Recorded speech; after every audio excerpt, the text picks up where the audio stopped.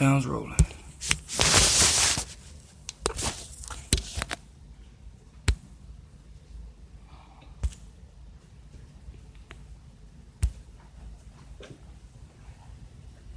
All right, quiet on the set.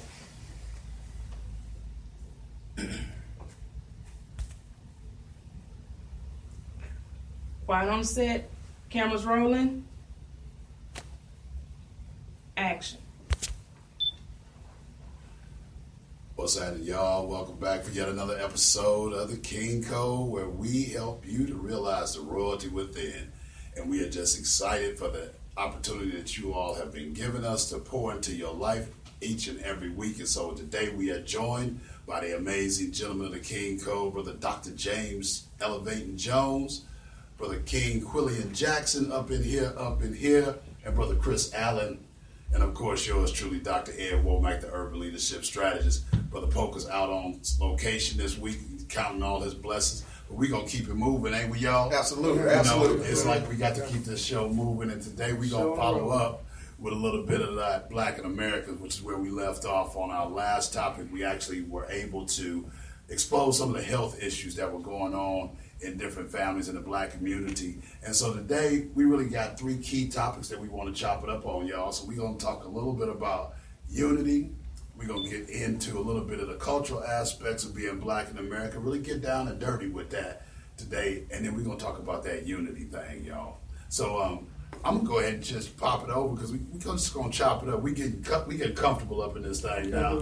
You know what I'm saying? And I yeah, you know, there ain't no need to be stuffy up in here because our fans, we want to thank you guys for watching and tuning in every week. The feedback has been just crazy, man. Absolutely. I mean, so let's just start there, man. You know, just being gracious as far as that whole Black in America thing. We have actually been getting feedback that people are digging what's happening. And I mean, so what does that feel like to you from a unity perspective? Let's just start with that one. What you think, that Dr. J? I think it's a true blessing, and it brings awareness. And it brings awareness. And what I loved about what we started is people from all walks of life coming across the country about the Black America issue. So you guys are going to learn a lot of different things from us kings today. So Quill, I heard you say your phone was just blowing up off the hook, man. What was that about? Man, it was crazy. I love it. It's a refreshing thing to see so many people excited about something so positive. Yeah, for real. Like we're talking about unity. So many times we see that crabs in a bucket mentality, where you see the next man doing good, and you're like, hold up, you can't be doing better than me, and trying to pull them down instead of like we talked about on past shows, putting that ego to the side. Yeah. And one thing I've always done throughout my life, I've always congratulated the next brother. Yep. And it's a blessing to see the outpour of congratulations we've got for the positive energy we're putting out there on our show. You know, and it's a trip because actually last week, before we really got grooving, I started saying, you know what, if it says power in the tongue. Absolutely. And how you speak to people, right?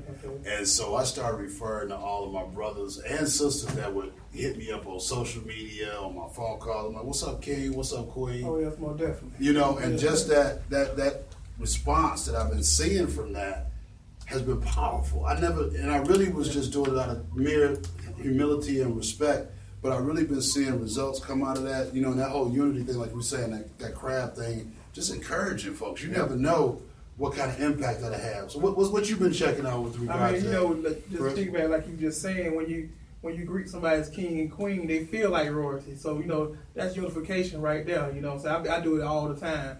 But it's just been a great thing to see the impact we've been getting. So I'm overwhelmed. You know, and I just think that as we move forward in this whole season, we're going to really illuminate a number of things. And so we really want to focus on, again, as we talk about being Black in America, and that's not a hatred thing, that's just a pride thing. Right. And because we have, as Brother James was saying, there are people that are outside of our ethnic group that are even suggesting, there's some growth needed. There's some people that are actually supporting it. Yeah. I had a couple of people in my circle that are not African American, but they are actually encouraged by the fact that we are really trying to promote the consciousness without the hatred. Yeah. So I think one of the things we need to really try to focus on and try to illuminate, you know, is the fact that we are all humans. You know, we got a number of different movements that are going on across the country, the Black Lives Matter, you know, but really and truly at the end of the day, while our show focus is on being black in America, I think that's something real that we need to be able to use to help develop that unity. So one of the things I think that, you know, I was talking to this young brother earlier today, and he was saying, you know what, and it was a trip because it was a young brother. He was like, man, the cultural aspect of things, what does that really mean? How does that impact how we live in today? And I think that comes from a number of different perspectives. So what say you? Let's chop that up a little bit, you know, just to kind of kick things off today from a cultural perspective. What is black in America? Present, past, future? What is that?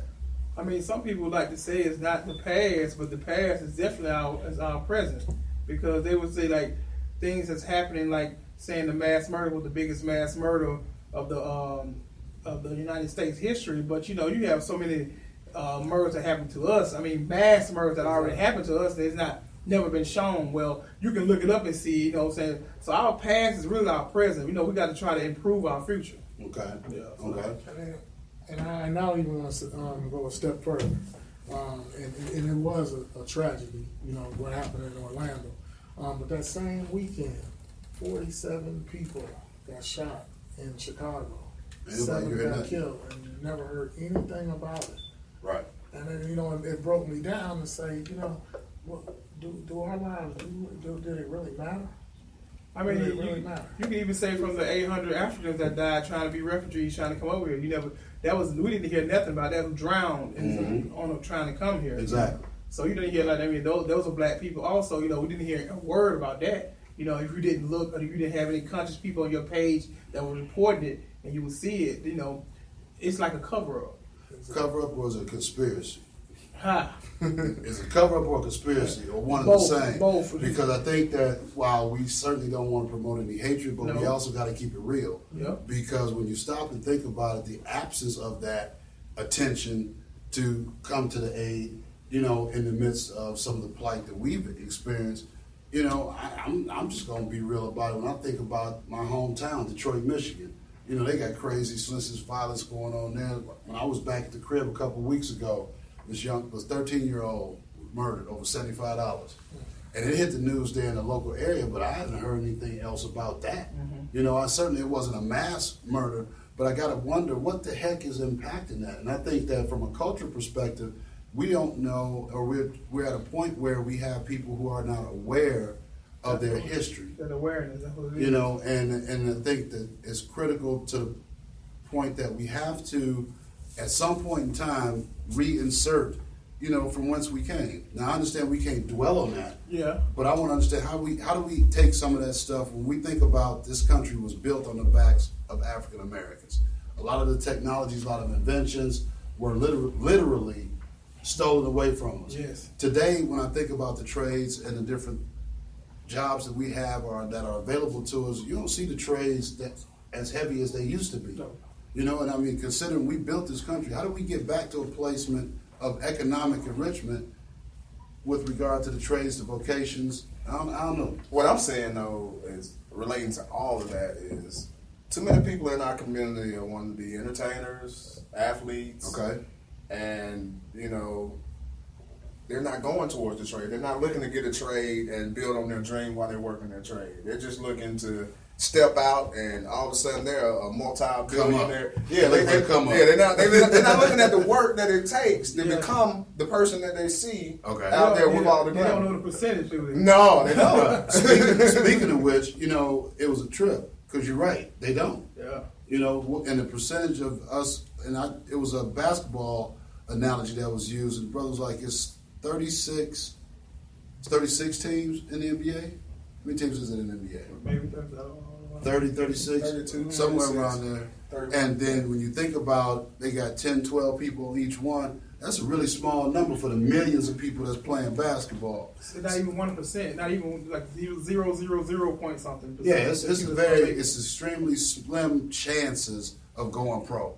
In the entertainment world, it ain't much different. It's cutthroat out there. From what I'm telling you, heck, part of the reason you know, a lot of people are trying to get into the entertainment game because, like you said, they don't understand the real grind, the work, the politics that's even involved in that game. And a lack of awareness. Like awareness, yeah. They're not seeing the other vocations, the other skills. I was They're just not being gonna say that. exposed to these Yeah. things as children. Yeah. You know, they're seeing the rapper on TV. You know, they're seeing the actor. They're seeing the guy on the street who hustling. You know, So that take me back to that. Is it conspiracy Cover or up. cult or cover up? I mean, Because I'm gonna say, I want to throw it out there and put it on the table. Let's hit it from the conspiracy model. Because why aren't we more aware of the trades? Why ain't we more interested in exposing our young people to something other than the entertainment and athletics? I mean, because they don't show it. Like, they don't know how much an electrician make an hour. You know, if you No, can they know, don't. they don't know. Someone make They $100 don't. to $150 an hour. Especially if they're union. Yes, you know what I'm Especially if they're saying. union. They don't know they get that Our, trade. our brother John Calhoun just got a job out in California because he's an electrician, and he's going to be making good money. Breaking them off. Yeah, but a lot of people don't understand that. Oh, yeah. You know, where we society puts us in a category of fast money, fast lifestyle. That's why you always see there's more liquor stores than libraries. But Okay. you go up north and you see it's more libraries than liquor stores. Why is that? Because they don't want you to read. They don't want you to educate yourself. So that's we have to take on that. We have to take that on. Okay, so I agree with that, but certainly being about the solution, how do we offset that? How do we change that? Because that's what part of this about being black and American, helping others realize their royalty within. So we got it. We understand the conspiracy aspect of it. How we gonna change? How we gonna turn that around? And that's gonna come from different angles. I believe, first of all, we have to unify. Okay. If we're not unified, we can't do anything. You know, we can say this and we can be doing this, and then the other people, they pull in this direction, pull in that direction, and it's not coming to one head. So we got to unify together so we can change this whole thing around. So what does that look like, Big Chris? Wow, I don't know. We don't. it starts with the family. Yes, it It does. starts with the family. All the things we're talking about, conspiracy is nice, but if the parents aren't teaching their children and exposing their children to these things, that's where it starts. It starts with the parent being the first teacher of their child and stop sending them into this school system thinking this school system that's not teaching about our culture is going to get them right for life. Yeah, we can mentor the kids all we want to, but they go back home and the parents doing whatever they want to do, you know, doing all kind of wild stuff. You got parents that's partying with the kids. So I'm saying, so we need to mentor these parents. Absolutely. Instead of mentoring the kids. So how we break through that, man? So you say you don't know, Chris, but I'm not gonna. We can't let that. We can't let that. No, I be mean, the I don't answer. know. And I'm not saying that to be derogatory, Yeah. but I want our viewers out there, hey, post in our Facebook group if you got some suggestions, you know, to help us come to some solutions. If you got a mentoring organization, if you got some sort of rites of passage or some sort of, you know, program that's going to help us teach each other how to fish. Because I'm thinking, I hear we got to have the parents, or it starts in the house. But when you got kids raising kids who ain't been taught, then what? Oh, yeah. So I the think mentorship comes in. You have to get into your child's school. Okay. The community has to get involved in whatever school is in your community. Because I've worked in schools, I've been on local school council boards, PTA, and there's a lack of parent involvement. Absolutely. And that's where the kids at school thinking they can say anything to the teachers because the parents not there to be like, look, no. When I went to school, our teachers used to, you know, Right. Parents just pop up all the time. yeah, and It's pop accountability up like- within the village. There's not that anymore. It's It's like the village is corrupt right now. Well, the village is We will extinct. see our neighbor's child out there doing something that they Turn out here. and don't say nothing. But hold on, Don't say we nothing. got to come back to that one because we can't let that one hold. So the school and the community involved, the parental involvement. Absolutely. We got to come back to that one, y'all. We gonna take a quick break real quick, and we're gonna come right back to that one.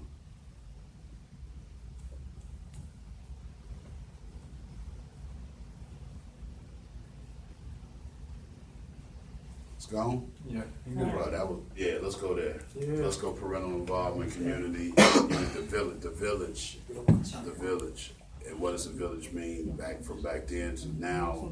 Because that, as far as the family, I agree with you, but if the family you know, is dysfunctional for generations, Yeah. what they gonna expose?